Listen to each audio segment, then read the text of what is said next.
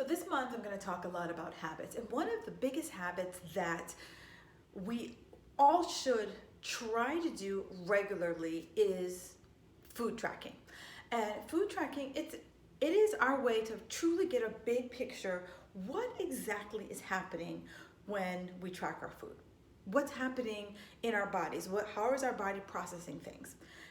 Are we bloated? Are we hungry? Do we have cravings? What is it that the food we consume, how does that affect our body? But now I know for many people, you're like, oh, tracking my food is just like, kill me now. I get it. I was that same person. I tracked my food for years, and then finally I was just like, I cannot. And I tracked my food before there was all these like freaking apps. I was literally like tracking by hand and calculating macros, and it was just a pain in the ass. I understand.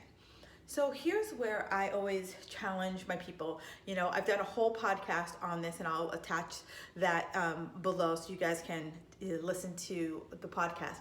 But one of the big proponents here of food tracking that I like to get across is that if you're not going to track every lick and bite that you put in your mouth, at least track two things.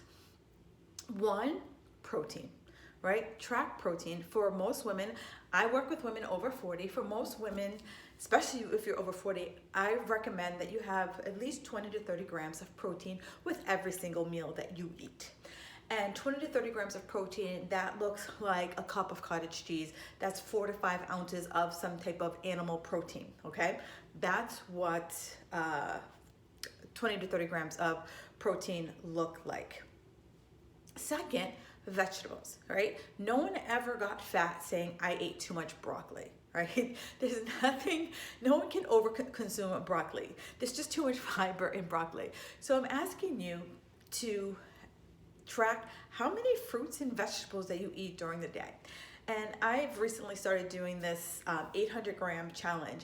And I'll be brutally honest with you, I thought I ate a lot of fruits and vegetables. Well, until I tried to do 800 grams, I wasn't eating that many. I realized that I was eating my big ass salad at lunch, and then I was eating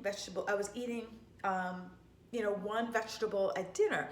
So it made me really shift that I would having a fruit or a vegetable in the morning, and I was having a fruit, making sure my salad was very action-packed, full of vegetables for my lunch, and I was having at least 2 vegetables for my dinner. So those are the 2 things that if you're like, I just can't track that many things, track protein and track your vegetables and see how you go from there.